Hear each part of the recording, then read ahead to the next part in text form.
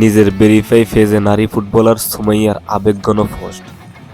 তিনি তার ভেরিফাই পেজে লিখেন, আসসালামু আলাইকুম, আমার নাম মাতসুশিমা সুমাইয়া। আমি বাংলাদেশ নারী জাতীয় ফুটবল দলের একজন খেলোয়াড়।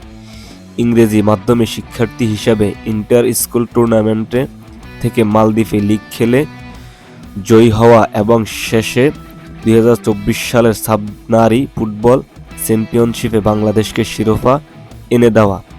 এই পথ চলাটা আমার জন্য মিশ্র অভিজ্ঞতা নিয়ে এসেছে।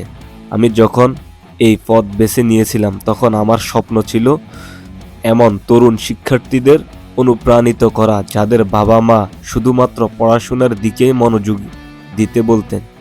আমি দেখাতে চেয়েছিলাম যে নিষ্ঠা ও ভালোবাসা দিয়ে সব বাধা অতিক্রম করা সম্ভব। কিন্তু আজ আমি অনুতপ্ত।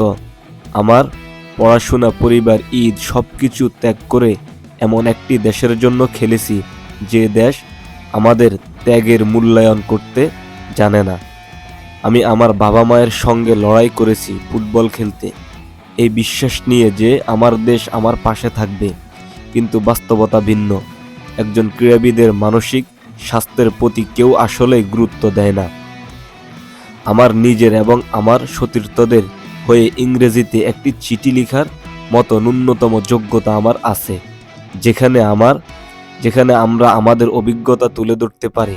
কিন্তু গত কয়েকদিনে আমি অসংখ্য মৃত্যু ও দর্শনের হুমকি পেয়েছি, যা আমাকে এমনভাবে ভেঙে দিয়েছে যা আমি কখনো কল্পনাও করিনি। আমি জানি না এই আঘাত থেকে সেরে উঠতে আমার কতদিন লাগবে, তবে আমি এতটুকু জানি, শুধুমাত্র নিজের স্বপ্ন অনুসরণ করার জন্য কাউকে এ ধরনের পরিস্থিতির মুখোমুখি হতে হবে না। মাতসুশিমা সুমাইয়া ফেসবুক পোস্ট। এরকম আরও আপডেট পেতে আমাদের সাথেই থাকুন, লাইক, কমেন্ট, শেয়ার করে। ধন্যবাদ।